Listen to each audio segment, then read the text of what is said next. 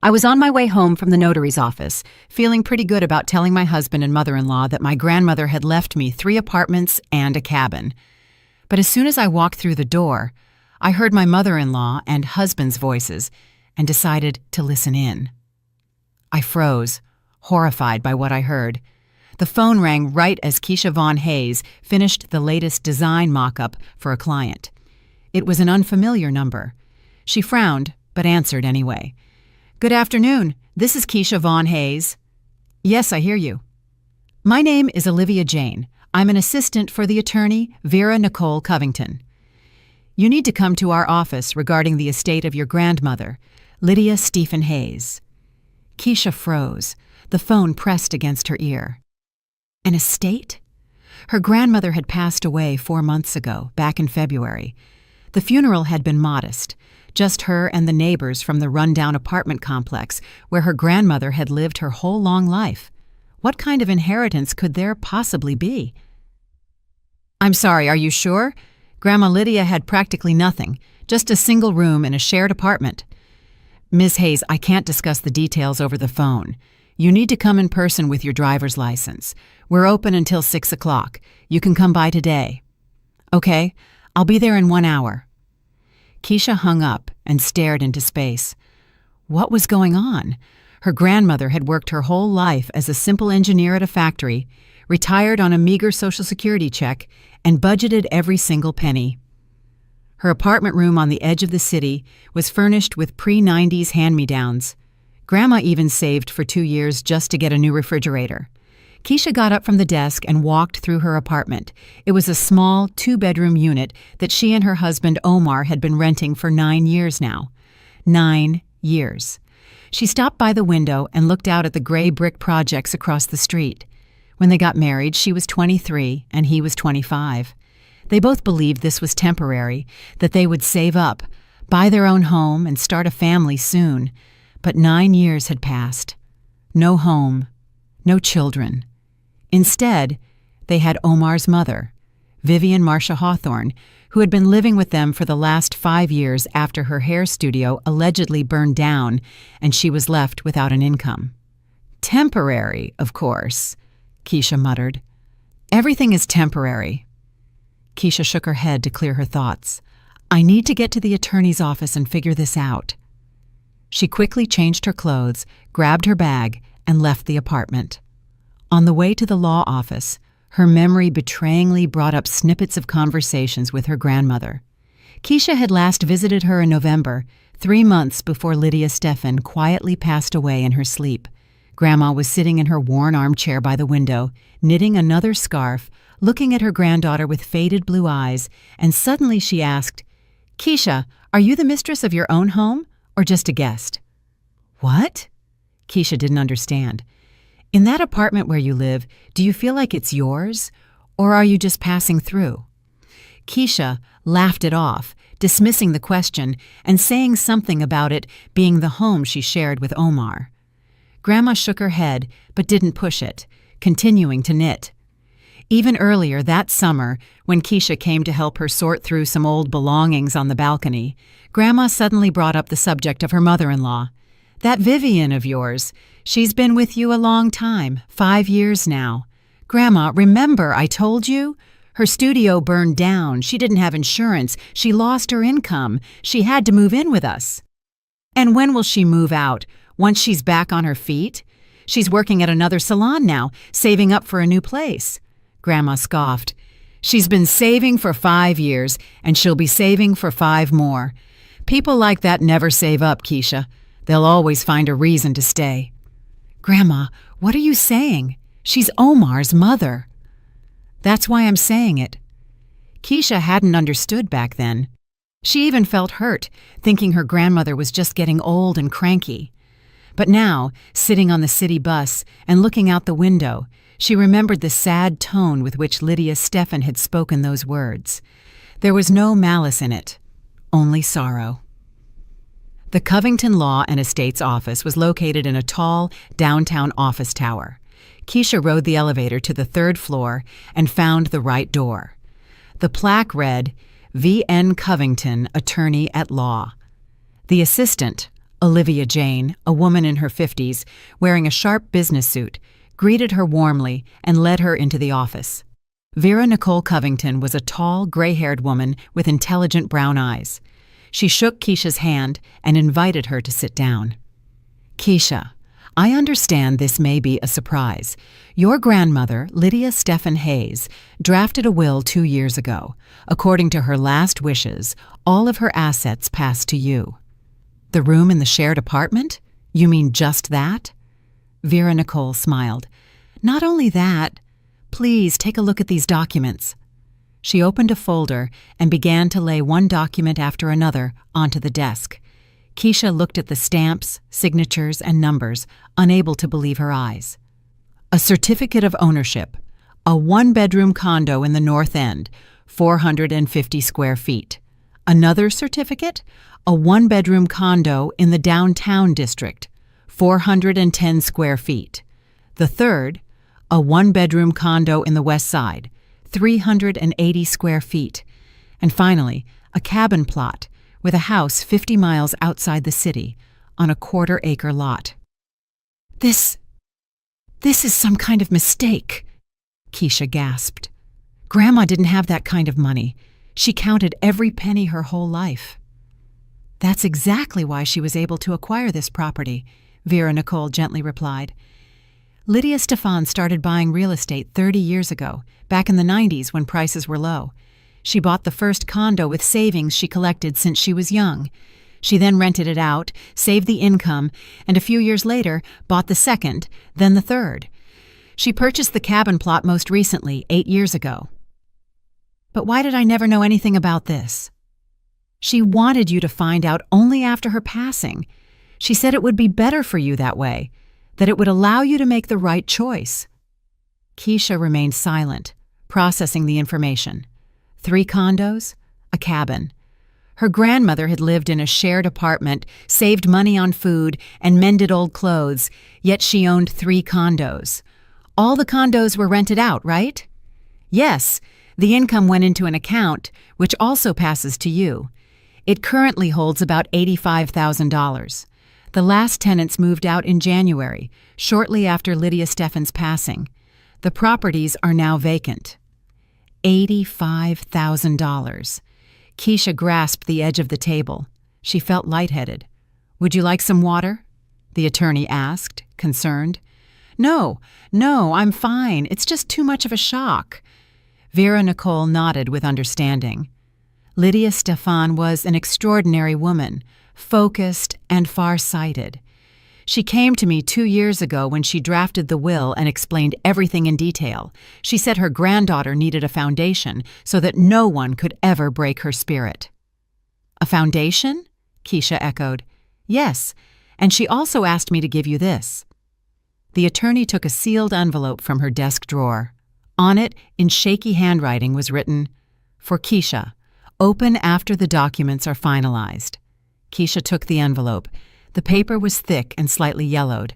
Her hands trembled. "You can read it now or at home, whatever is more comfortable," Vera Nicole said. "I'll prepare the certificate of entitlement to the estate. There will be a formal fee to pay, but everything else is already ready." Keisha nodded. Her fingers tore the envelope open. Inside were several handwritten pages, her grandmother's familiar handwriting. "My dearest Keisha, if you are reading this, I am no longer with you. Don't cry, darling. I lived a long life and am leaving peacefully, knowing I did everything I could for you. You are probably in shock now by what you've learned. 3 condos, a cabin, money in the bank. You are wondering why I kept it secret, why I lived so modestly if I had all this. I will answer you. I didn't want anyone to know too soon. People change when they smell money, even the closest ones.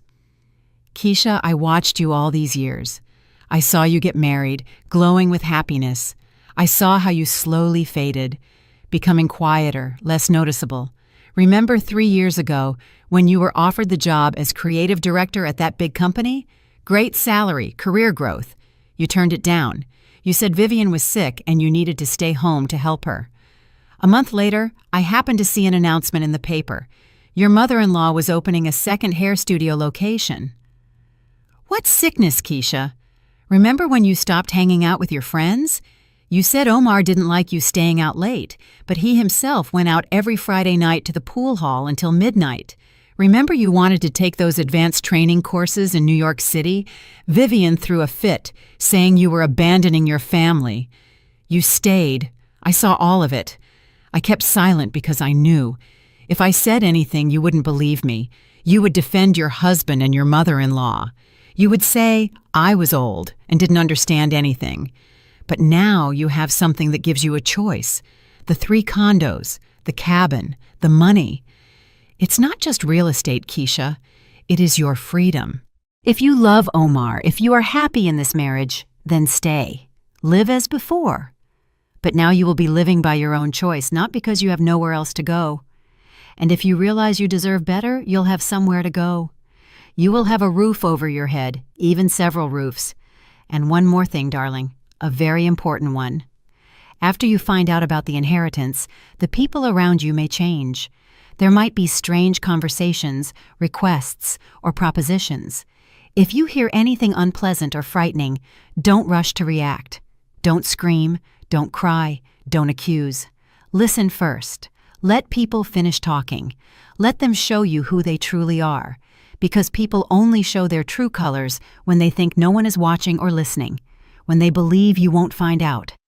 I believe in you, Keisha. You are strong, smart, and worthy. You just forgot that somewhere along the way. It's time to remember. Live, granddaughter. Live for yourself.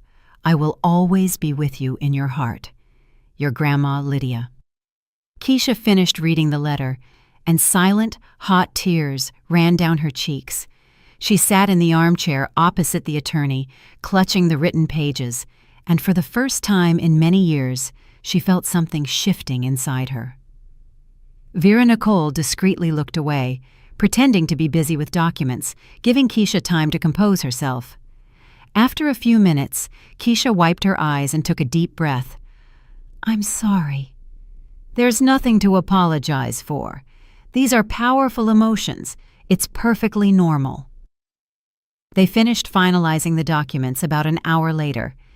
Keisha left the law office with a heavy folder in her hands. Inside lay the certificates of entitlement, contracts, and bank account details. Her grandmother's whole life invested in those square feet. She walked to the nearest park, sat down on a bench, and pulled out her phone.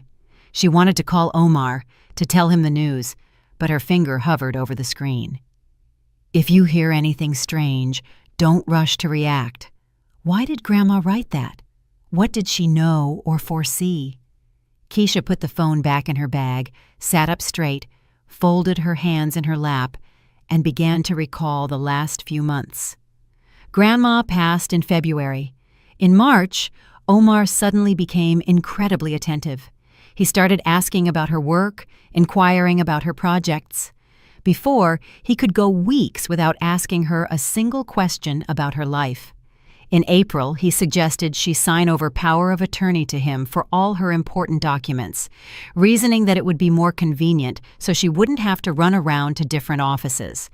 Keisha refused, saying she could handle it herself.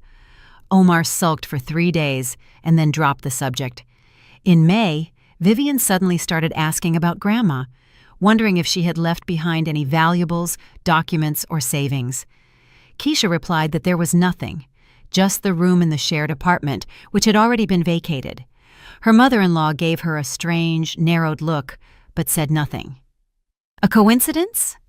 Keisha got up from the bench. The decision came to her clearly and coldly. She wouldn't tell anyone about the inheritance yet, not until she figured out what was going on. Grandma was a smart woman. If she gave a warning, there was a reason for it. She got home at the usual time, around 7 in the evening. Omar and his mother were in the kitchen eating dinner. Vivian was cooking, as she always insisted Keisha couldn't cook properly. "Where have you been?" Omar asked without looking up from his plate. "Out on business, handling documents." "What documents?" "Work stuff, a new client contract." Omar nodded, losing interest. Vivian slid a scrutinizing glance at Keisha, but also remained silent. Keisha went into the bedroom, closed the door, sat on the bed, pulled the folder from her bag, and stared at the certificate of ownership. 3 condos, a cabin, $85,000 in the bank. She had a choice. For the first time in 9 years of marriage, a real choice. She hid the folder in the farthest drawer of the dresser, under a stack of old sweaters. Tomorrow, she would find a more secure place. For now, it could stay there. The evening passed as usual. Omar watched basketball. Vivian talked on the phone with a friend. Keisha sat at the computer finishing up her client project. They went to bed at 11 o'clock. Omar habitually hugged her, burying his face in her neck. Keisha lay awake, staring into the darkness, thinking about her grandmother, the letter, and the words that now hammered in her head like a bell. People only show their true colors when they think no one is watching. She turned onto her side and closed her eyes. Tomorrow would be a new day. Let's see what it brings. Friday morning started normally. Omar left for work at 8 o'clock and Vivian at 9 o'clock. Keisha was left alone at home. She worked remotely, keeping a flexible schedule. She sat down at her computer, opened her email, wrote to a client that the project was ready, and sent the files. Then she started a new task, but couldn't focus. Her thoughts kept returning to yesterday, to Grandma's letter, to the inheritance. At 11 o'clock, Keisha stood up from her desk and walked through the apartment. She peeked into Vivian's room. The bed was neatly made. On the nightstand was a stack of glossy beauty magazines. On the wall were pictures of Omar at different ages. Not a single photo of her and Omar together, as if the daughter-in-law didn't exist. She went out, closed the door, walked to the kitchen, poured herself some water, and sat at the table looking out the window. She needed to go see the condos, the 3 that now belonged to her, to check their condition. Maybe tomorrow she would go to one of them, the one in the North End. But at that moment, the front door slammed shut. Keisha flinched and turned around. Who was that? Omar was at work until 6, and Vivian was at the salon until 7. She silently got up, went into the hallway, and listened. Voices were coming from her mother-in-law's room. 2 voices, a man and a woman, Omar and Vivian. But why were they home? Why weren't they at work? Keisha froze against the wall. She was about to go in and ask what was wrong, but then she heard a phrase that made the blood run cold in her veins. Her old lady died 4 months ago. I checked the records through Lisa at the city clerk's office. She owned 3 condos, 3 plus that cabin plot. She was renting out all of them. Can you imagine the kind of cash flow that was moving through there? It was Vivian's voice, sharp and satisfied. Keisha pressed her back against the hallway wall. Her heart was pounding so loudly she thought they would hear it. Seriously? Omar's voice responded. 3 condos? I thought she was broke. Keisha never said anything because your little fool didn't even know herself. That Lydia had been saving up in secret her whole life. She was a sly old fox, you've got to give her that. But the will is definitely made out to Keisha. The old lady didn't have any other relatives. How did you even find out about the condos? I told you, Lisa from the city clerk's office. We went to school together. I give her a free manicure and she slips me the information. Convenient setup. A pause. Keisha heard someone walk across the room and the floorboards creaked. So Keisha is going to find out soon, Omar said thoughtfully. Exactly. And we need to act fast before she realizes what's up. What do you mean? Vivian snorted. I mean, we can't miss this chance, Omar. Do you understand how much 3 small condos are worth right now? Even at the lowest prices, that's over $700,000. $700,000? And the cabin will fetch another $35,000 if the lot is decent. Keisha heard Omar whistle. Those are some serious figures. They are excellent figures, and that money can be ours, or rather yours, which means mine too. Mom, hold on. The inheritance is made out to Keisha. It's her personal property by law. I can't just take. You can't, if she doesn't want you to, Vivian interrupted. But this is where things get interesting. Listen closely. Keisha held her breath. As soon as your wife finds out about the inheritance and finalizes all the paperwork, you need to talk to her, sweetly, gently, like a family man. Tell her you're a family, and it's time to think about the future. Then suggest selling those condos. Explain that maintaining 3 properties is expensive. taxes, utility bills, repairs. But if you sell them, you can invest the money in a business. Like you've always dreamed of opening that auto body shop, right? Well, yeah, I have. So tell her that you need startup capital for your own business, that with your manager's salary, you'll be living in a rental until you're old. But if you open a business, you'll have decent money, stability, and you can finally have children. She won't want to sell, Omar countered uncertainly. They're Grandma's condos. There are memories there. She will, if you pressure her right. You know your wife. She's weak-willed, compliant. She always does what she's told. You just have to present it the right way. Keisha stood in the hallway, feeling a coldness spread inside her. Weak-willed, compliant. That's what her mother-in-law thought of her. And the most frightening thing was that Omar wasn't disagreeing.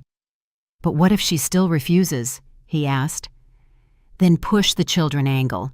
Keisha wants a baby, I know she does. You two have been discussing it for years.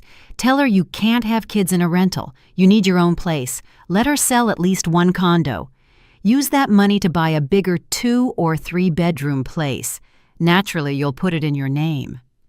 In my name, Omar repeated. Of course. You're the husband, the head of the family. It's logical. And then we'll see. We'll see what? Vivian paused. When she spoke again, her voice was cold and calculating. We'll see how life unfolds. If Keisha is obedient and invests in the family properly, you can keep her. But if she starts acting up, being stubborn, well, in a year or so, you can file for divorce. Once the money is invested in the business, it will be impossible to prove anything. Keisha clamped a hand over her mouth to stifle a cry. Mom, are you serious? Divorce? So what? Omar, look at the truth. You married her 9 years ago because she was convenient, quiet, calm, not a troublemaker. But she's nothing special, not vibrant, uninteresting. And what good is she? She works remotely. She earns peanuts. She barely keeps up with the house. I've been living with you for 5 years, and I do more housework than she does. Keisha closed her eyes. She contributed 38% to the family budget, 38%. And Vivian didn't pay any rent or buy groceries. She only cooked sometimes, and only when she felt like it. Mom, this all sounds kind of low, Omar mumbled. Low? What's low? Feeding a parasite for 8 years? That's not low. She lives in this apartment, uses everything, but what's her contribution? Nothing. You and I work and earn money, and she sits at the computer drawing little pictures. Well, she's a graphic designer. That's her job. Job. It's called freelancing. That's not a job. It's messing around. Normal people work stable jobs, not browsing the internet. Keisha clenched her teeth. She had worked as a designer at a major company until Vivian moved in. Then her mother-in-law orchestrated an entire campaign saying Keisha should be home to support the family, not hanging out at the office. Omar supported his mother. Keisha quit and went freelance. She thought it was temporary. 5 years passed. Listen to me, Omar, Vivian continued, her voice adopting soft, manipulative tones. I'm not thinking about myself. I'm thinking about you. You're smart, talented, but without startup capital, you'll work for someone else your whole life. And now fate is giving you a chance. You just need to use it right. What about you? What about me? I'm your mother. I invested in you my whole life, taught you, raised you, got you on your feet. When your father left us, who raised you? Me? Alone. I opened the studio so I could give you an education, so you wouldn't lack anything. Mom, what does that have to do with this? It has everything to do with this. Now it's my turn to get a return. My studio burned down 5 years ago. I was left with nothing. Do you think I enjoy living in your 2-bedroom rental? I want to open a new studio, a good one, a big one. And this money from the condos is our chance, yours and mine.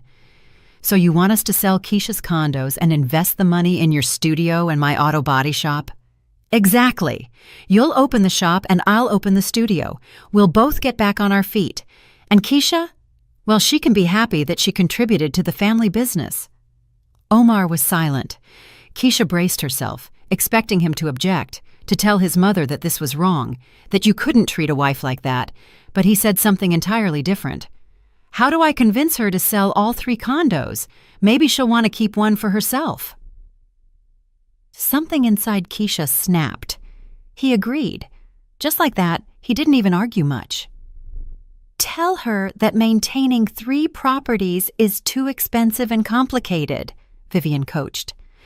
That it's better to sell everything and use the proceeds to buy one big condo for the 2 of you, a 3 or 4 bedroom. Naturally, you'll put it in your name. You're the husband, after all. In my name, Omar repeated, and Keisha thought she heard a note of anticipation in his voice. Yes, and the rest of the money will be invested in the business. I've already figured it out.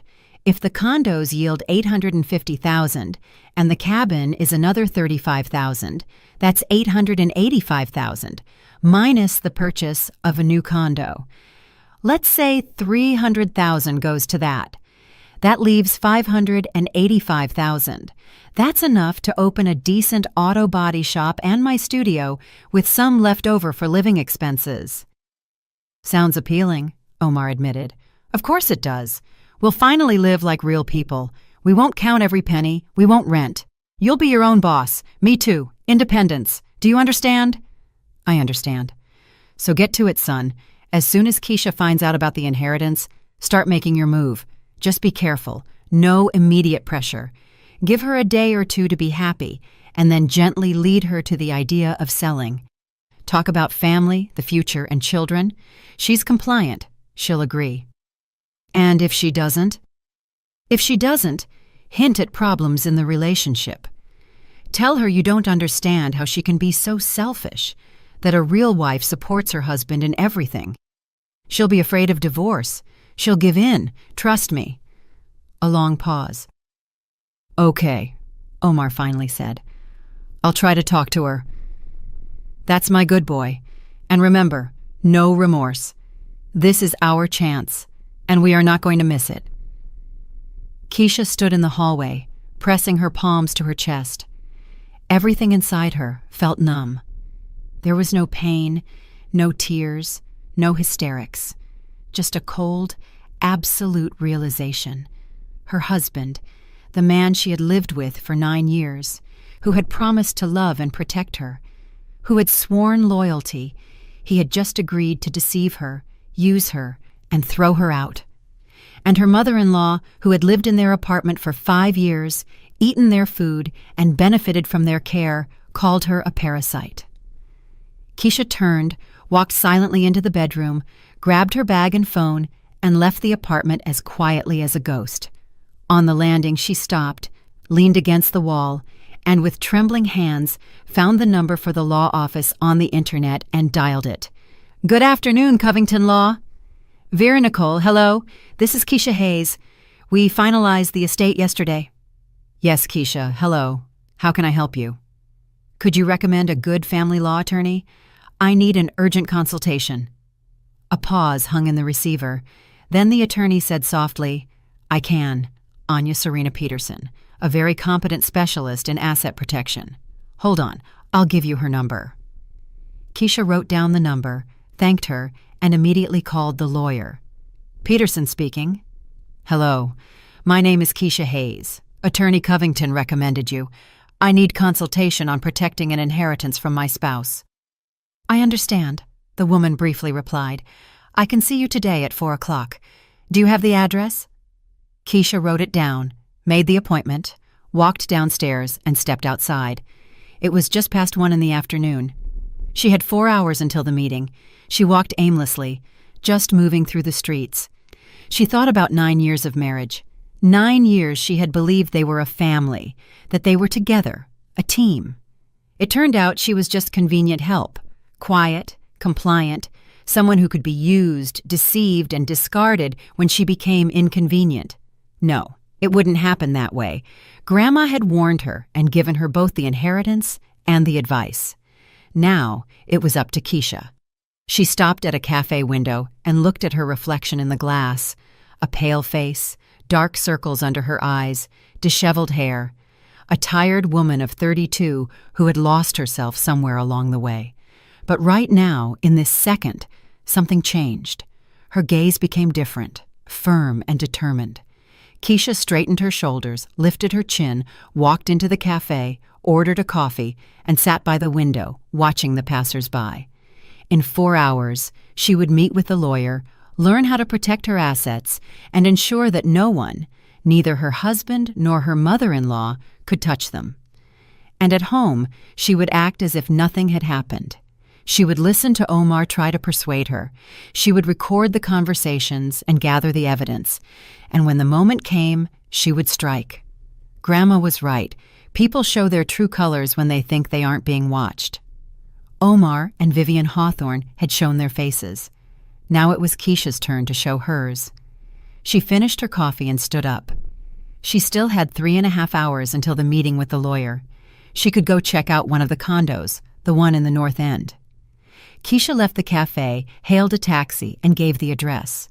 As she rode, she looked out the window and, for the first time in many years, felt not fear, but anticipation.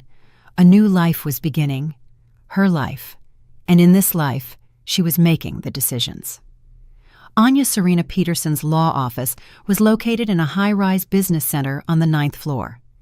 Keisha rode the elevator, arriving exactly at 4 o'clock, and found the right door. The plaque was understated, without frills, A.S. Peterson, Family and Estate Law. Anya Serena met her herself, without a secretary. A woman in her 50s, short ash-blonde hair, a tailored tan suit, and attentive gray eyes behind thin-framed glasses. Her handshake was firm and confident. The office was strict, almost minimalist. A large desk, 2 client chairs, and shelves stacked with legal books. No unnecessary details. Keisha sat in a chair, putting her bag on her lap. Anya Serena sat opposite her, pulled out a notepad and pen. "Tell me everything."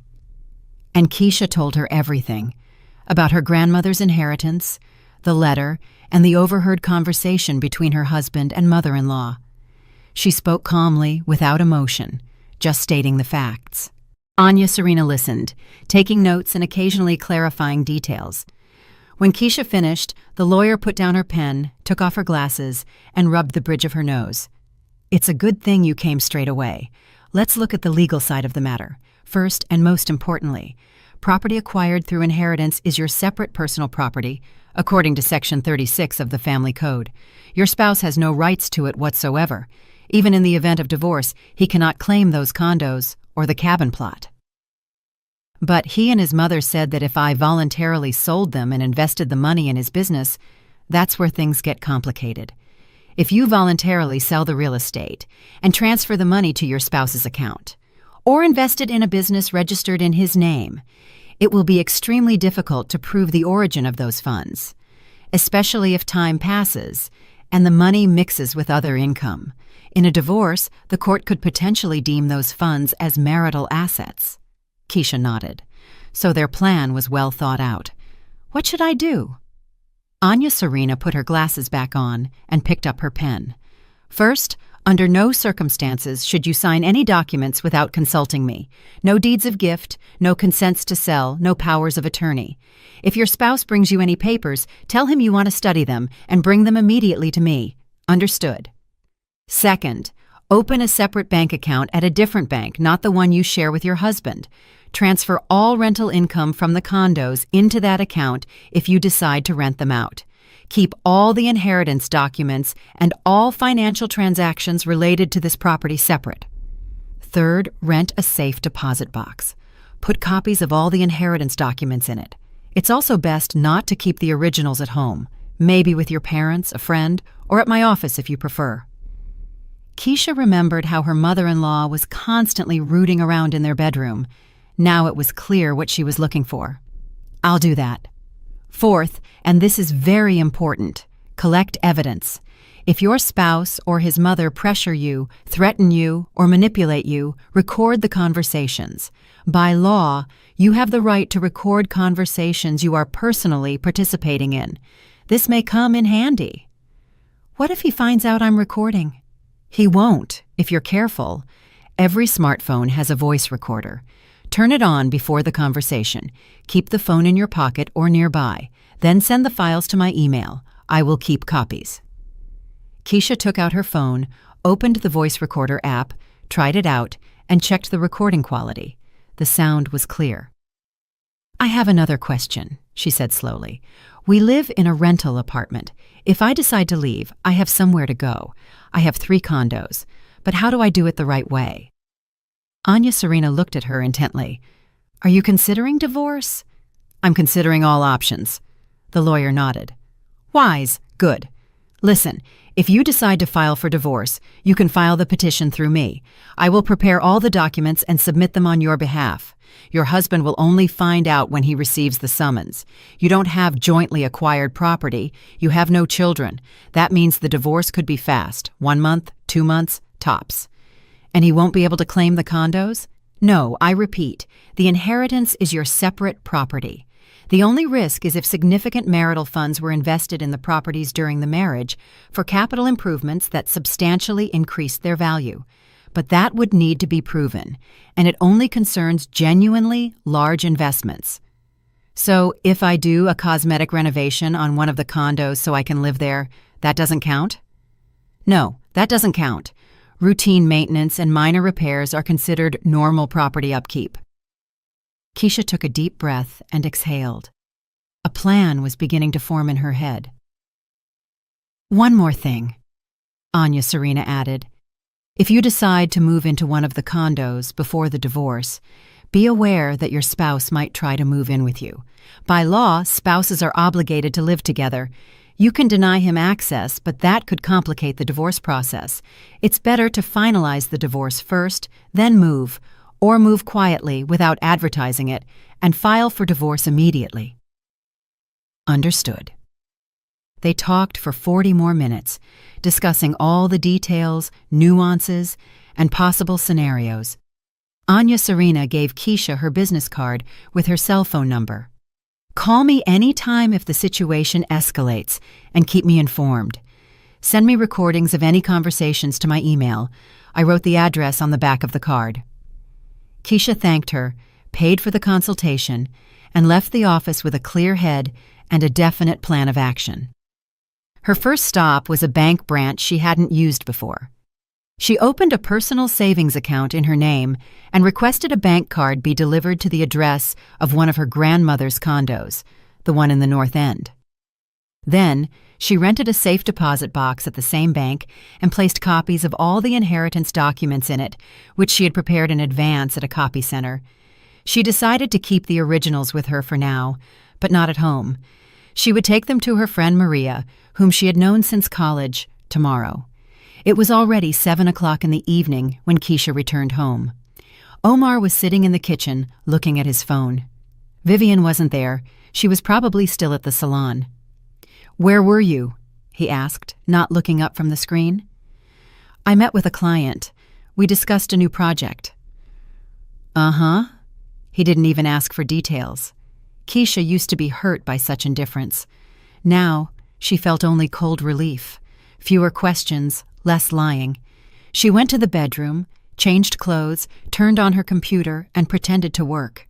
In reality, she was making a list of things she needed to gradually remove from the apartment: documents, photographs, Grandma's jewelry, her favorite books, and clothing. Nothing big, nothing noticeable, a little bit every day. Vivian returned around 9 o'clock. Keisha heard her talking to Omar in the kitchen. Their voices were muffled, but their tone was distinguishable. Her mother-in-law was clearly nervous, talking quickly and disjointedly. Omar answered briefly, trying to calm her down. Keisha got up, walked to the door, and listened, but she couldn't make out the words. They were speaking too quietly. No matter. Soon, they would start acting openly, and then she would record everything. The following days were spent in careful preparation. Keisha went to the condo in the North End and inspected it. It was a small one-bedroom on the 5th floor of a modest brick building. The condition was acceptable. Grandma's tenants had been neat.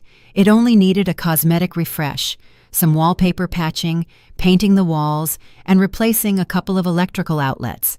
She found a contractor and arranged the renovation. The workers promised to finish in 2 weeks. She paid them using the $85,000 from her grandmother's account. At the same time, she began moving her belongings out of the rental apartment. She packed them in large bags, telling Omar and Vivian she was taking them to the dry cleaner or lending them to a friend. They didn't even notice. She took the items to the condo in the North End and stored them in the closet. A week passed. Keisha continued to act normally. She worked at her computer, prepared dinners, and watched TV with Omar in the evenings. She never mentioned the inheritance. She saw how nervous Omar and his mother were, how they exchanged meaningful glances, and how Vivian was staying out late more often after work, then whispering with her son in the kitchen for hours. On the 8th day, her mother-in-law couldn't take it anymore.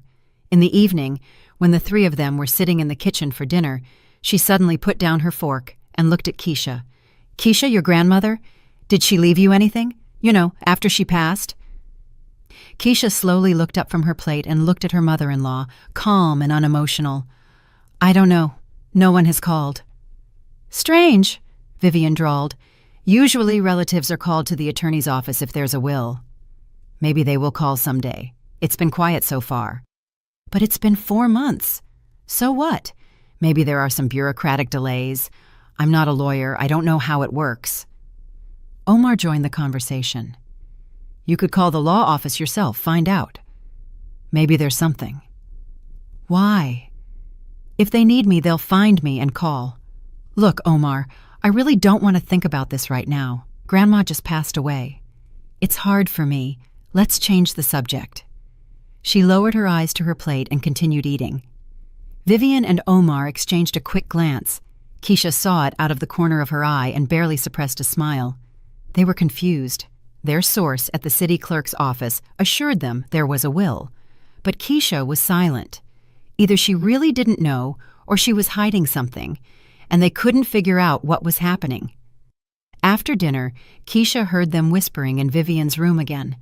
This time she cautiously approached the door, turned on the voice recorder on her phone, and pressed her ear to the crack. Maybe Lisa was wrong? That was Omar's voice. She wasn't wrong. I saw the printout myself. It clearly stated 3 real estate properties in the name of Lydia Stephen Hayes, will made out to Keisha Vaughn Hayes. Then why is she quiet? Does she really not know, or is she suspicious of something? Suspicious? Of what? I don't know. Did she somehow figure us out? How? We were talking quietly then. She was at work. Are you sure? I think so. Yes, I checked. She wasn't home. Fine, we'll stick to the plan. If she knows about the inheritance, or if she finds out, she'll slip up eventually. The main thing is not to push too hard, or we'll scare her off. Keisha stepped away from the door, turned off the recorder, saved the file, and sent it to Anya Serena's email, adding a short explanation. Mother-in-law and husband discussing the inheritance. The lawyer replied in 10 minutes, received. Excellent. Keep gathering evidence. The next day, Omar began to act. At breakfast, he suddenly started talking about the future. Keisha, I've been thinking, it's time for us to seriously consider having children. What do you think? Keisha looked up from her coffee and turned on the voice recorder beforehand. Her phone was in the pocket of her robe. Children? Yeah, we're both over 30. It's time.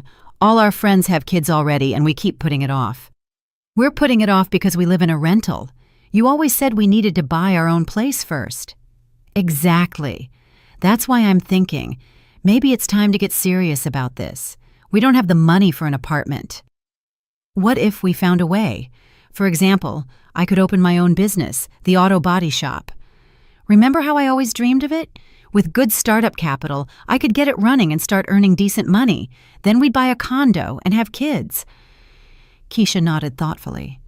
Sounds good, but where would the startup capital come from? Omar hesitated.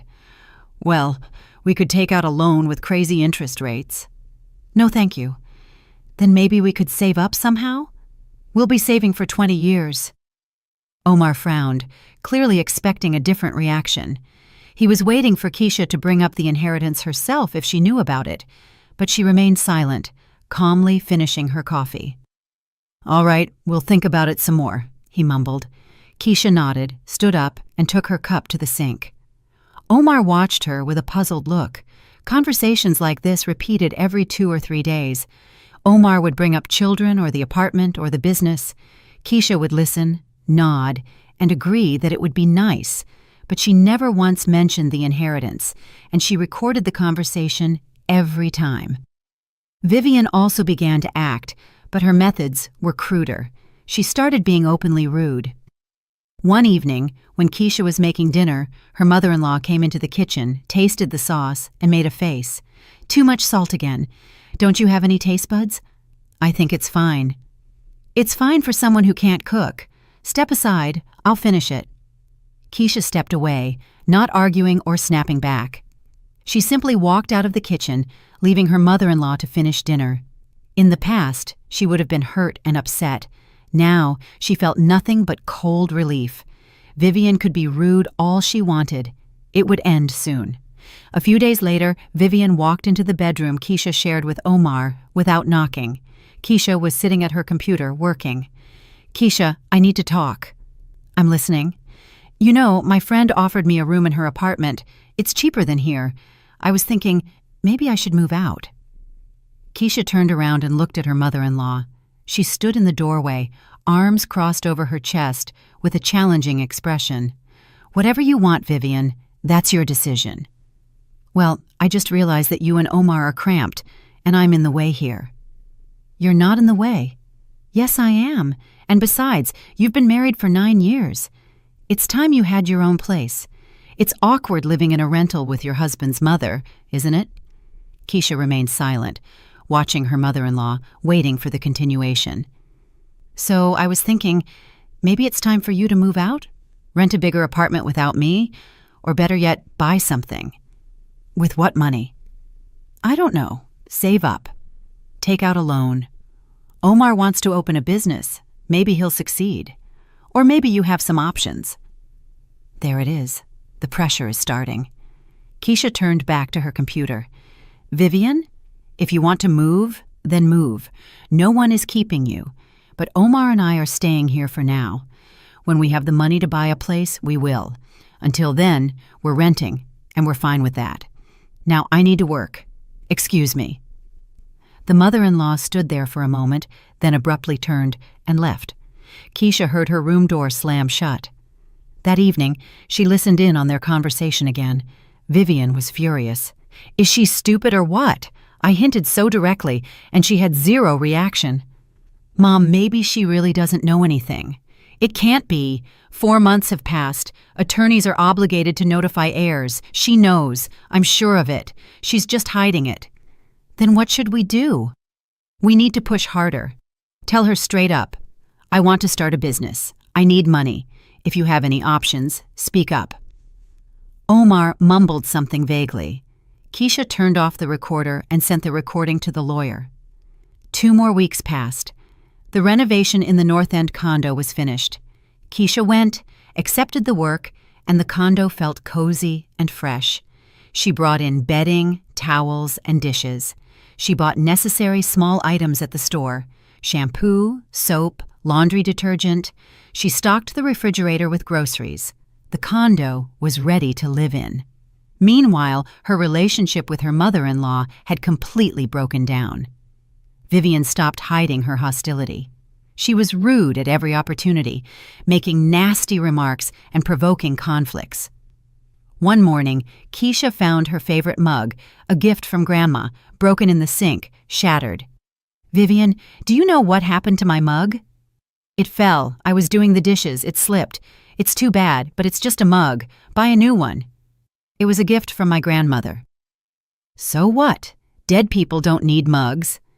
Keisha stopped at the kitchen doorway and looked at her mother-in-law with a long, cold stare. "Vivian, I live here because this is my husband's rental. If you have a problem with living together, you can move out yourself. No one is keeping you." The mother-in-law turned crimson. "How dare you? I'm Omar's mother." "And does that give you the right to be rude?"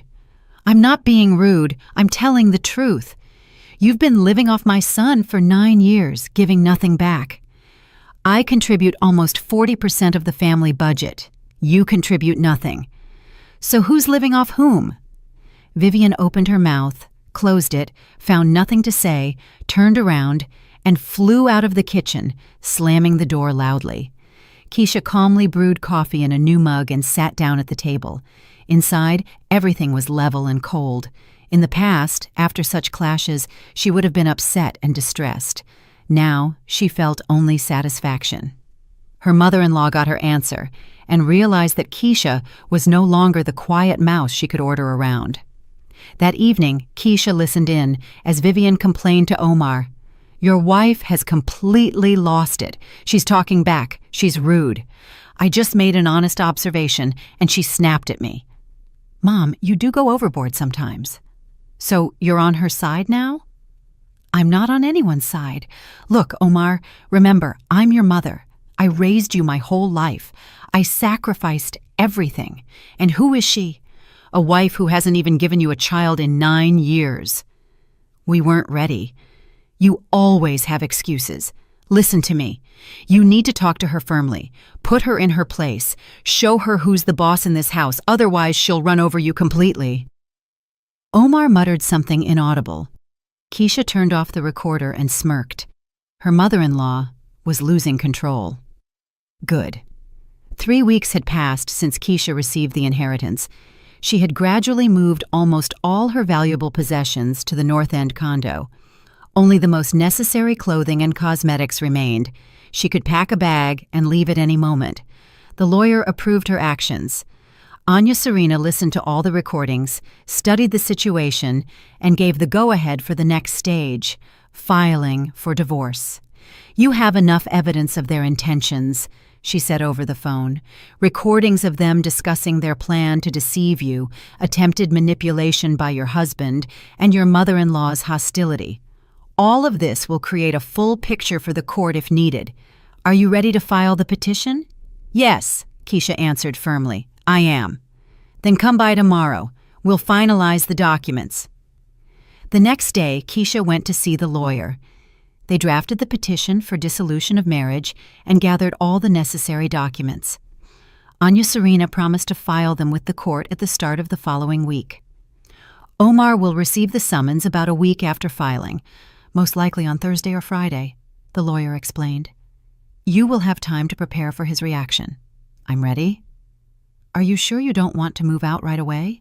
You could do it before he receives the summons. Fewer conflicts that way." Keisha thought about it, but decided to stay. "No, I want to see how they react when they find out. I want to see their faces." Anya Serena nodded with understanding. "That's your right.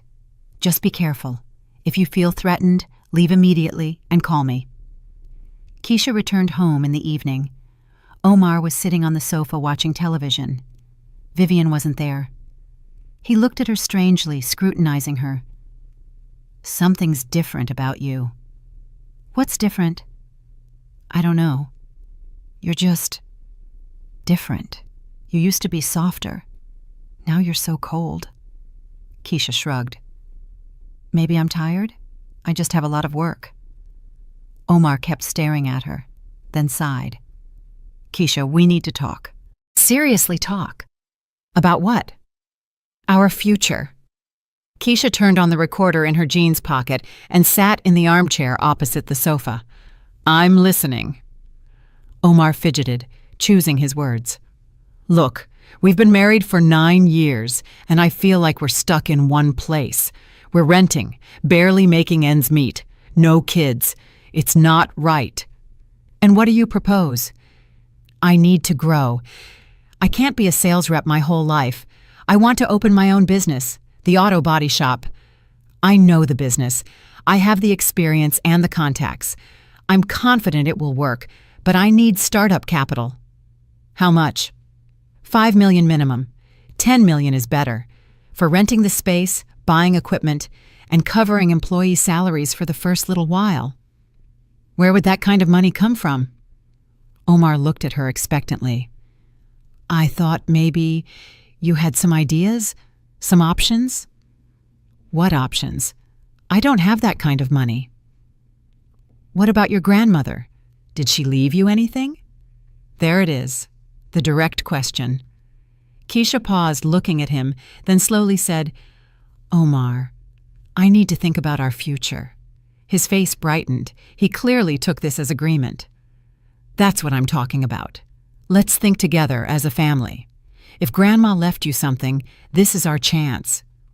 I said I need to think, Keisha interrupted. Give me some time. How much time? I don't know. A week. 2. Omar nodded, satisfied. Okay, think about it. Just don't take too long. Opportunities don't last forever. Keisha stood up, went to the bedroom, closed the door, turned off the recorder, and sent the file to the lawyer with a comment. Husband directly asks about the inheritance, trying to manipulate. The reply came instantly. Excellent. Hang in there. Everything is going according to plan. The next day, Saturday, Vivian staged what she called a family council. In the evening, after dinner, she solemnly sat Keisha and Omar down at the kitchen table and sat opposite them. So, she began with weight, we need to talk frankly, no holding back. Keisha looked at her calmly, hands folded on the table. The recorder was on. Keisha, the mother-in-law continued, did you receive an inheritance from your grandmother or not? A direct question, straight to the point. Keisha didn't rush to answer. She looked at Vivian, then at Omar. He avoided her gaze, nervous. Why are you asking? Keisha finally said. Because we are family, Vivian exclaimed. And if anyone in the family has an opportunity to help the others, they should do it. An opportunity to help? Yes. Omar wants to start a business. He needs money. If your grandmother left you something, it's our chance. Our chance? Of course ours. You and Omar are husband and wife. Everything one person has belongs to both of you. Keisha shook her head. Not exactly. An inheritance is the personal property of the person who received it. Vivian frowned. How do you know that? I read up on it. Read up? Smarty pants. Listen to me, girl. There should be no secrets or separate money in a family. Everything is shared. And if Grandma left you condos or anything else, you are obligated to share it with your husband. You are obligated. Yes, you are his wife. Keisha stood up from the table and looked down at her mother-in-law. Vivian, I am obligated to no one, especially not you. Vivian shot up, purple with anger. How dare you speak to me like that? Calmly. I'm tired of enduring your rudeness and manipulation. Enough. Omar! Vivian screamed. Did you hear how she's talking to me? Omar sat, head bowed, silent. Omar, say something. She's insulting your mother. He slowly looked up and met Keisha's eyes. Keisha, why are you being like this? Mom is talking sense. We're family. We should help each other. Help, Keisha repeated. I see. She turned and walked into the bedroom. Vivian was yelling something after her, but Keisha didn't listen. She closed the door, locked it, sat on the bed, turned off the recorder, and sent the file to the lawyer, writing, They are openly demanding I hand over the inheritance. I think it's time to act. The reply came instantly. Agreed. I'm filing the divorce papers on Monday. Hang in there. Keisha lay down on the bed, staring at the ceiling. Beyond the door, her mother-in-law continued to scream. Omar was saying something, trying to calm her down. Just a few more days. Only a few days and everything would change. Grandma was right. People had shown their true colors, and now Keisha knew what to do. She closed her eyes and took a deep breath. Her chest felt calm and cold. Clear. The game was still on, and she was going to win. Keisha lay in the bedroom, listening as the voices outside the door finally died down. Vivian finally calmed down and stopped shouting. Omar said something to her, softly, soothingly. Then she heard footsteps, and the mother-in-law's room door slammed shut. Silence. Keisha looked at her phone. A message from Anya Serena. We file the documents in court on Monday at 10 in the morning. Be prepared for your husband's reaction in about a week. Today was Saturday. That meant in 9 days, Omar would receive the divorce summons. 9 days. She could continue to live here, watching their attempts to get to the money. Or not. Maybe it was time to end everything sooner? She remembered that day a month ago, the day everything changed, when she was happily returning from the attorney's office to tell her husband and mother-in-law that Grandma had left her 3 condos and a cabin.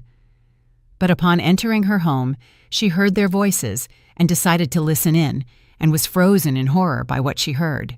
Then, at that moment, standing in the hallway and listening to the people closest to her planning to deceive and discard her, something inside broke.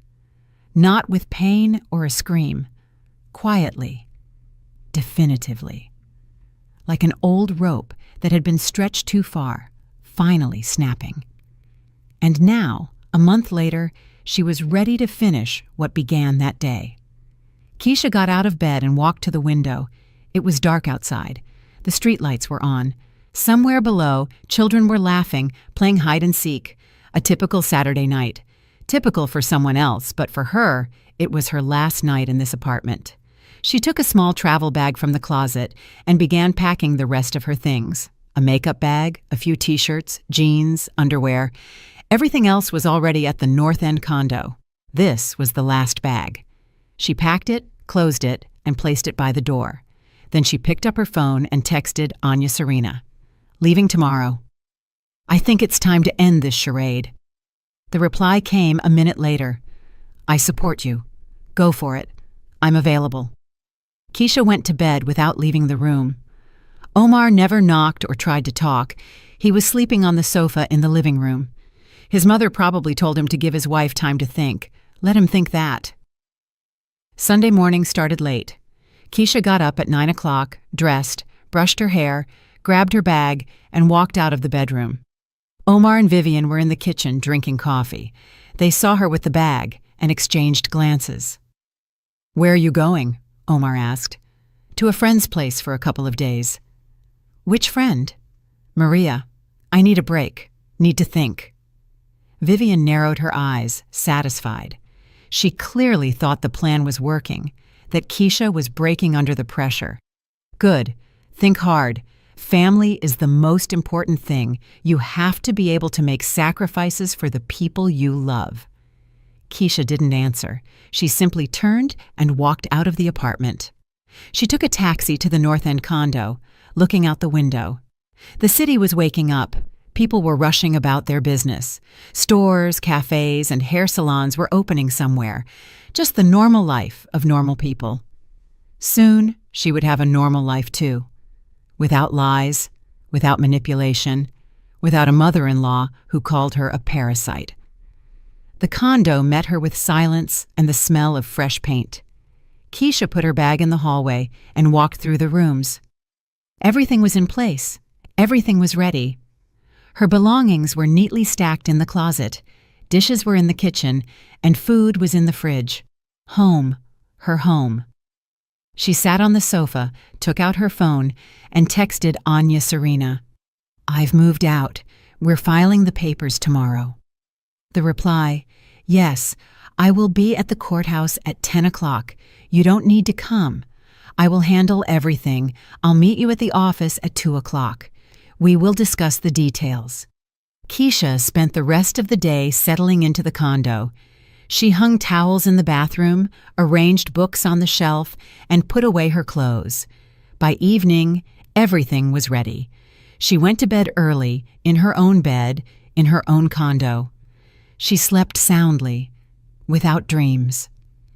Monday was calm.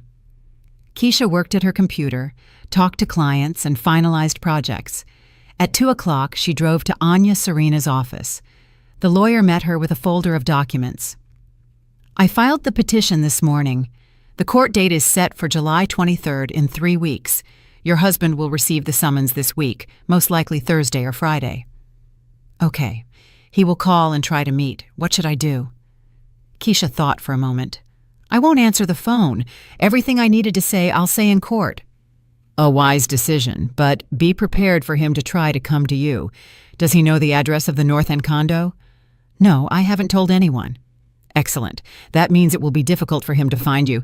Keep your phone on, though. If anything happens, call me immediately." They discussed the details of the upcoming court hearing, possible questions, and arguments. Anya Serena was confident in their success. You have no jointly acquired property, no children, no shared debt. The divorce will be a formality.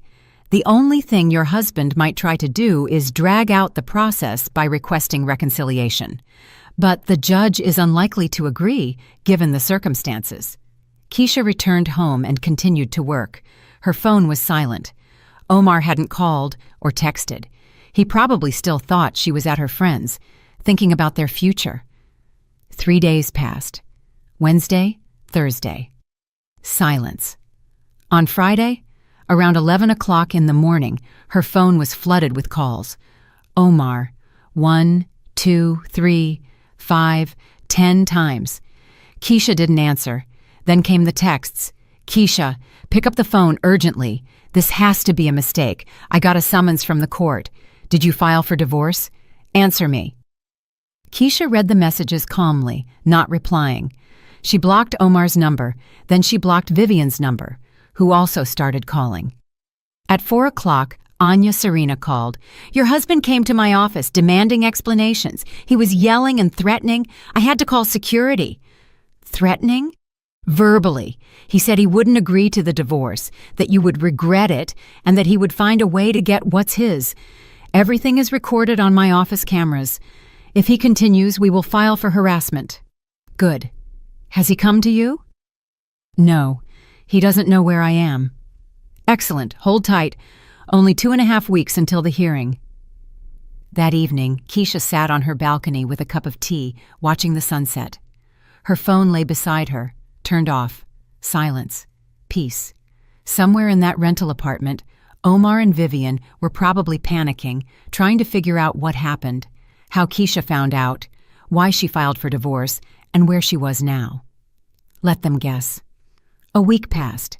Keisha worked, met with clients, and walked around the city. She lived the normal life she hadn't lived for the last 9 years. No one controlled where she was, who she was with, or when she came home. No one was rude, pressured her, or manipulated her. Freedom turned out to be quiet, not loud, not dazzling, just a quiet, calm certainty that she belonged to herself.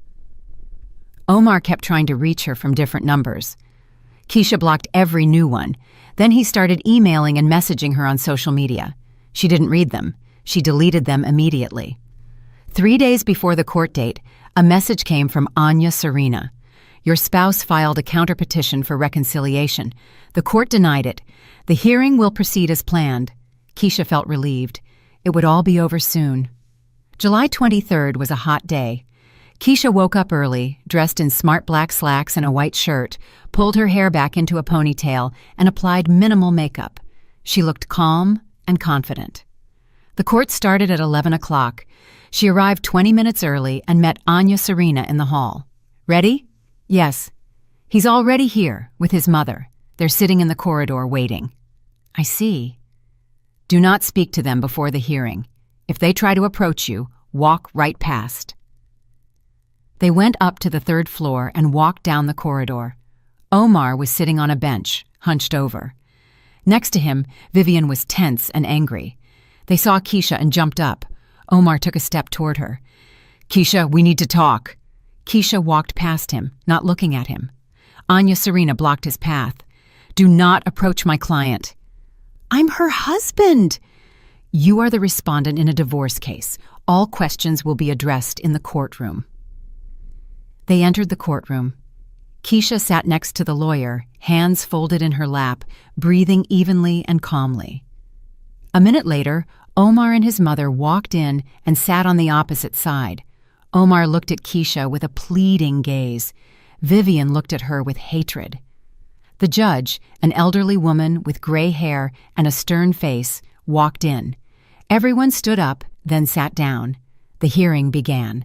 The judge read the petition and asked Keisha if she confirmed her intention to dissolve the marriage. Yes, I confirm. The grounds? Irreconcilable differences. The marriage has fundamentally ceased to exist. The judge turned to Omar. Does the respondent agree to the dissolution of marriage? Omar was silent. Vivian nudged him with her elbow. "No, I do not agree," he choked out. "I want to save my family. I ask for a period of reconciliation." The judge looked at the documents. The petition for reconciliation was already denied. There are no grounds for a repeat review. Respondent: "Do you have any claims regarding the division of property?" "Yes," Vivian interrupted. "My daughter-in-law has an inheritance. 3 condos. They must be divided." The judge frowned. "Who are you?" "I am the respondent's mother." "You are not a party to this case. Please remain silent or leave the courtroom."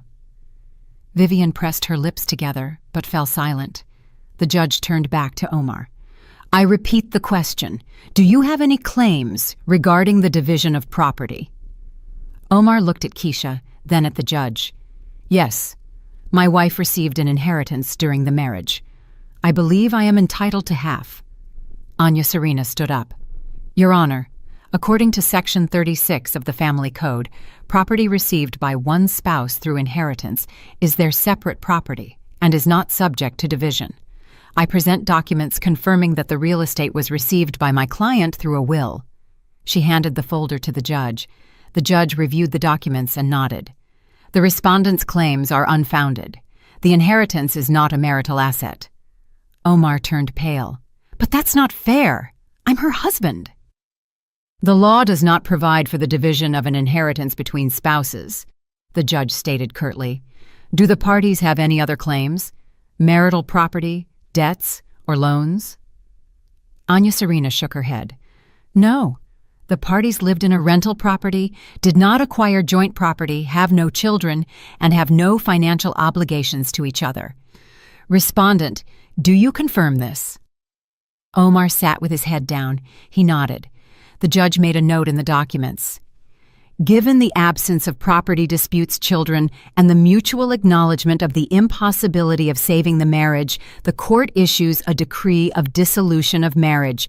The decree will become final 1 month from the date of issue. Hearing adjourned." She struck the gavel. It was over. Keisha stood up, thanked Anya Serena, turned, and walked toward the exit. Omar jumped up and tried to block her way. "Keisha, wait. We need to talk." She stopped and looked at him. For the first time in 3 weeks, she looked him in the eye. "We have nothing to talk about." "How can you say that? We were together for 9 years." "We were. Now we're not." "I don't understand what happened. Why are you like this? Why?" Vivian rushed over and grabbed Keisha's arm. "You ruined my son's life. You destroyed a family over some condos." Keisha quickly pulled her arm away. "Don't touch me." "What do you think you are? You think you're somebody now that you have money?" "Vivian, step away." The mother-in-law didn't back down. She stepped closer, raising her hand, trying to slap her. Keisha caught her wrist, stopping the blow an inch from her face, and squeezed hard. "It hurts." "If you touch me, I'm filing a police report. I have witnesses, and I have recordings of your conversations where you planned to defraud me. Just try it." Vivian snatched her hand back and retreated, her eyes full of hatred. "What recordings? What are you talking about?" Keisha took out her phone, opened the folder with the audio files, and found the very first one. She hit play. Vivian's voice came from the speaker. "Her old lady died 4 months ago. I checked the records through Lisa at the city clerk's office. She owned 3 condos, 3 plus that cabin plot." Keisha stopped the playback and looked at her mother-in-law's white face and her husband's bewildered expression. "I heard everything that very day when you thought I wasn't home. A month ago, you discussed how you would trick me, force me to sell the condos, invest the money in your business, and then divorce me once the money was spent." Omar opened his mouth, closed it, and found nothing to say. Vivian tried to salvage the situation. That's not what you think. We were just discussing options. Options for deception. Options for exploiting me. I heard every word and recorded it. I have 23 audio files of your conversations. They've all been given to my lawyer. They can all be used in court if you try anything else." The mother-in-law fell silent, realizing she had lost. Omar stepped forward, holding out his hands. Keisha, I'm sorry. I was an idiot. Mom talked me into it. I wasn't thinking straight. Please forgive me. Let's start over. Keisha shook her head. If you loved me, you wouldn't have agreed to your mother's plan. You agreed to deceive me and dump me for money. That's not love, Omar. That's calculation. No, I love you, truly. You love yourself and your mother. I'm not even on the third spot on that list. I'll change, I promise. Don't bother.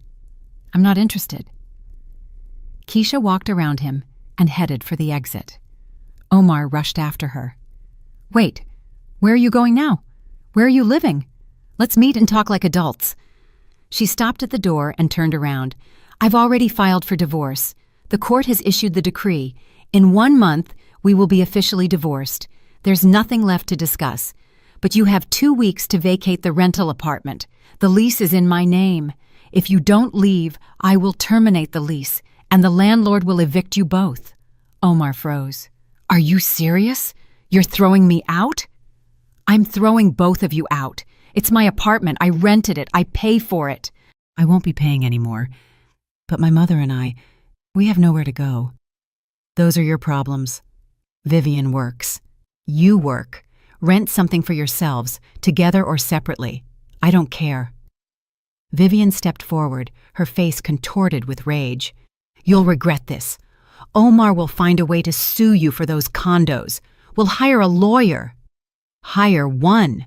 The law is on my side, and I have an excellent lawyer who proved it in court today. Good luck to you both. Keisha walked out of the courthouse. Anya Serena caught up with her on the street. Excellent job. You were brilliant. Thank you. What now?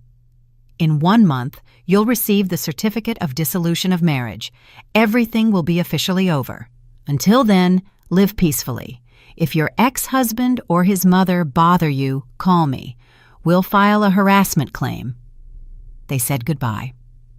Keisha hailed a taxi, headed home, and looked out the window at the city passing by, feeling a strange sense of calm. Not joy or triumph, just peace. 2 weeks passed. Omar vacated the rental apartment. Keisha went there on the last day and picked up the last of her things. The apartment was empty, alien, as if she had never lived there. She explained to the landlady that she was getting a divorce and would no longer be renting. The landlady was understanding and returned the security deposit. Keisha stood in the empty living room, looking at the bare walls. 9 years she had lived here. 9 years she considered this place home, but it was just a rental apartment, a temporary refuge. Her real home was waiting for her in another neighborhood, in the condo her grandmother had left her. She closed the door, handed the keys to the landlady, and drove away, never to return. 1 month later, the certificate of dissolution of marriage arrived. An official document confirming that Keisha Vaughn Hayes and Omar Ignacio Hawthorne were no longer spouses. Keisha put the certificate in the folder with the other documents, locked it in the safe, and closed that chapter. Life went on. She got a job at a large graphic design studio, the same one that had offered her the creative director position 3 years ago. The position was taken, but they hired her as a lead designer. Good salary, interesting projects, and a pleasant team. She rented out 2 of the inherited condos, found respectable tenants, and formalized everything officially. The rental income covered all her expenses, with some left over. She decided to keep the cabin plot for herself. That summer, she drove out there and began tidying it up. A small house, an overgrown yard, an old gazebo. Grandma had planted the apple, cherry, and currant bushes there herself. Keisha hired a gardener and asked him to clean up the lot. By the end of the summer, the cabin plot was transformed, becoming a place where she could go on weekends to escape the city bustle. Omar tried to make contact a few times, calling from new numbers and sending messages on social media. Keisha didn't reply. She blocked them.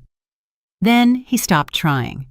She learned through mutual acquaintances that he was renting a room in a cheap extended stay hotel and working at the same construction site. Vivian had closed her hair studio, Debts, loans, and tax issues. She was now working as a basic stylist in someone else's salon for minimum wage. Keisha felt neither joy nor schadenfreude at this news. She just acknowledged it. They were no longer a part of her life. That fall, she met Maria, her old friend, whom she hadn't seen in several years. They sat in a cafe, drank coffee, and chatted about life. "You've changed," Maria said, looking intently at Keisha. "You're different somehow." "In what way?" "More confident, calmer. Before you were, I don't know how to describe it, sort of run down, and now you're glowing." Keisha smiled. "I'm just living for myself now, finally." "And how is it?" "Strange, unfamiliar, but good." Maria reached out and squeezed her hand. "I'm genuinely happy for you." Another month passed. Winter came early. Snow fell in early November. Keisha stood on the balcony of her condo, wrapped in a blanket, looking out at the white city below. Did she feel happy? That was a difficult question. Happiness is when everything is perfect, when you have a loved one by your side, when your plans for the future are bright and joyful. She didn't have a loved one. Her plans were simple and ordinary: work, condos, and the cabin. Nothing grand. But she felt free. That was more important than happiness. The freedom to choose where to go, what to do, and who to talk to. The freedom to wake up in the morning and not think about who she had to please today. Her phone vibrated, an unfamiliar number. Keisha frowned and answered. "Hello?" Omar's voice. "Keisha, it's me. Don't hang up, please." She remained silent, waiting. "I need to talk to you. I realize I was wrong, that I behaved like a total... Forgive me. Give me a chance to fix everything." Keisha looked at the falling snow. "You had your chance. 9 years. You wasted it. Don't call again." "Wait, I've really changed. I moved out of my mother's place. I live alone. I've realized a lot." "Omar, even if you've changed, I'm not interested.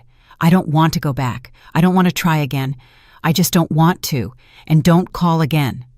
She hung up, blocked the number, stood on the balcony for another minute, then returned inside, poured herself some coffee, sat on the sofa, and turned on her favorite movie, one she hadn't watched in 9 years because Omar said it was a stupid melodrama. She watched, drank coffee, wrapped in a blanket, and for the first time in a long time, she felt that everything was exactly where it should be. 6 months after the divorce. February, the anniversary of Grandma Lydia's passing. Keisha went to the cemetery, brought flowers, stood by the grave, and looked at the photograph. Grandma smiled from the picture with her quiet, wise smile. "Thank you, Grandma," Keisha whispered. "You were right about everything." The wind stirred the tree branches, shaking snow onto the ground. Quiet, peaceful. Keisha stood for a moment longer, then turned and walked toward the exit. Life went on. Her life.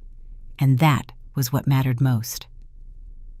That evening, she sat in her condo, working on a new project. Coffee was on the desk. A notepad with sketches lay nearby. Soft music played. Rain tapped on the window. March was unpredictable. Snow one moment, rain the next. Keisha leaned back in her chair, stretched, and looked at the clock. 9:30 in the evening. The workday was over. She closed her laptop, poured herself another coffee, went to the window, and looked at the city. Lights in the windows, cars on the roads, people rushing about their business. Somewhere out there, in that city, Omar lived. Somewhere else, his mother lived. They were building their lives, solving their problems without her, and she was without them. Fair enough. Keisha remembered the words from her grandmother's letter. "It's not just real estate, Keisha. It is your freedom." A month ago, she hadn't fully understood those words. She thought freedom meant money, condos, the ability to leave. Now she understood. Freedom is the right to choose. Not because you're afraid of being homeless, not because of outside pressure, but simply because you want something, or you don't. Her phone vibrated again, another unknown number. Keisha looked at the screen and sighed. Omar hadn't given up. She answered the call. Keisha, it's me. Please, let's meet. Let's talk like grown-ups. We have nothing to talk about. How can you say that? We have 9 years behind us. We did. Now we don't. I miss you. Keisha chuckled. You don't miss me. You miss what I could give you. The condos, the money, the easy life. I don't believe you've changed. People don't change that fast. I really have changed. Maybe, but I don't care. I don't want to check. Don't call again, Omar. I'm serious. Next time, I'm going to my lawyer and filing a restraining order. Leave me alone. She hung up and blocked the number. That was the last time. She wouldn't give him another chance to call. Keisha finished her coffee, grabbed her bag, put on her jacket, and decided to take a walk despite the rain. She needed fresh air and movement. She walked out onto the street, moving along the wet sidewalks. Rain tapped on her hood, and the streetlights reflected in the puddles. The city lived its nightlife. Keisha walked, thinking about the future, about what came next, work, condos, and the cabin. That was a good foundation. But what did she want for herself? She hadn't asked herself such questions before. She lived life as it happened, as circumstances dictated. Now she could allow herself to think about her desires. What did she want? To travel. She had long dreamed of seeing the ocean, the mountains, and the old cities of Europe. Now she could save up and go. No one would forbid her or say it was a waste of money. To learn. She wanted to take painting and photography courses. Now she could enroll and attend classes. She had the time, she had the money. To live. Just to live. Without looking over her shoulder at other people's opinions and expectations. Keisha stopped by a small park and sat on a bench under the awning. She took out her phone, opened her notes, and began to write a wish list. The ocean, painting classes, a new project at work, renovations at the cabin, maybe get a cat. The list grew, and with every line, she felt warmer inside. This was her life, her choices, her future. She stood up and headed home. The rain had stopped. The moon emerged from behind the clouds. The city shone in the silvery light. Beautiful. At home, Keisha took a shower and went to bed, falling asleep with the thought that tomorrow would be a new day, a normal work day, and that was enough. The morning started with sunshine, a rarity for March. Keisha got up, brewed coffee, sat down at the table with her laptop, checked her email, replied to clients, and started a new project. At lunchtime, Maria called and invited her to the movies on the weekend. Keisha agreed. She hadn't been to the movies just for fun in a long time. In the evening, she made dinner and watched a TV series. She went to bed early. A normal day. Her day. 2 more months passed. May. Warm weather. The trees turned green. Keisha drove out to the cabin, spent the weekend there, worked in the yard, and planted flowers she bought at the market. The neighbors greeted her and asked how things were. One of the neighbors, a man in his 40s, offered to help her fix the fence. Keisha agreed. They worked together for several hours, then drank tea on the porch and talked about life. His name was Igor. He was a programmer who came to the cabin to escape the city. Divorced, no children. Keisha didn't tell him her whole story in detail, just said she was also recently divorced and lived alone. Igor nodded with understanding. Sometimes it's better to be alone than with the wrong person. Exactly. They exchanged numbers and agreed to call each other if they needed help with the yard. Keisha returned to the city on Sunday evening, tired but content. The cabin plot was coming alive. The yard was green. Soon the apple trees would blossom. Grandma loved the apple trees. She said their bloom was the most beautiful time of the year. Keisha set a reminder on her phone. Drive to the cabin at the end of May when the trees blossom. See it, photograph it, for Grandma, for myself. Life went on, quietly, calmly, without drama or upheaval, and Keisha liked it. 6 months after the divorce, she ran into Omar by chance at the mall, near the escalator. He was going up, and she was coming down. Their eyes met. Keisha recognized him immediately. He looked older, more tired, dressed carelessly, with stubble on his face. Omar recognized her too. He opened his mouth, wanting to say something. Keisha looked away and continued down, not stopping or looking back. Omar didn't call out to her. He just watched her go. She left the mall and got into her car. Yes, she had bought a car a month ago. A small used one, but hers. Convenient for driving to work and to the cabin. She started the engine, drove onto the road, turned on the music, and rolled down the window. The warm summer wind rushed into the car. The encounter with Omar caused no emotion, no pain, no anger, no regret. She had simply encountered an acquaintance from the past. The past remained where it belonged, behind her. Keisha drove home, thinking about her evening plans. She needed to finish a client project. Then she could read the book she had been putting off for a long time. Simple plans. Her plans. And it felt wonderful. 1 year after the divorce. Keisha marked the anniversary quietly, without fanfare. She bought herself a cake and sat on the balcony with a cup of coffee. A year ago, she stood in court and listened as the judge issued the divorce decree. Then she felt empty and cold inside. Now, she felt calm and warm. Life had settled down and found its rhythm. Work brought satisfaction and income. The condos were rented out reliably. The cabin plot had become her favorite place to relax. Igor, the cabin neighbor, had become a good friend. They called each other, sometimes worked on their lots together, and drank tea on the porch. Nothing romantic, just friendship. Keisha wasn't looking for a relationship. She didn't want one yet. Maybe someday later, maybe not. It didn't matter. The main thing was that she no longer depended on anyone, no longer waited for permission, approval, or instructions. She lived life as she wanted, for herself. Grandma knew what she was doing when she saved up for those condos. She knew that one day her granddaughter would need a foundation, a base that wouldn't let her break under outside pressure. Keisha raised her coffee cup and looked up at the sky. "Thank you, Grandma, for everything." The wind caught her words and carried them away. Somewhere up there, Grandma Lydia must have heard and smiled her quiet, wise smile. Everything had worked out exactly as she had wanted. Her granddaughter was free, and that was the most important thing. Did you like my story? If you listened till the end, drop a number 1 in the comments. If you enjoyed it, you can support me by liking the video and sending a small tip. I've got lots of other life stories like this on my channel, so make sure to subscribe and check them out. I've added 2 new stories on screen that everyone loves. Thanks for being here. See you in the next one. With love.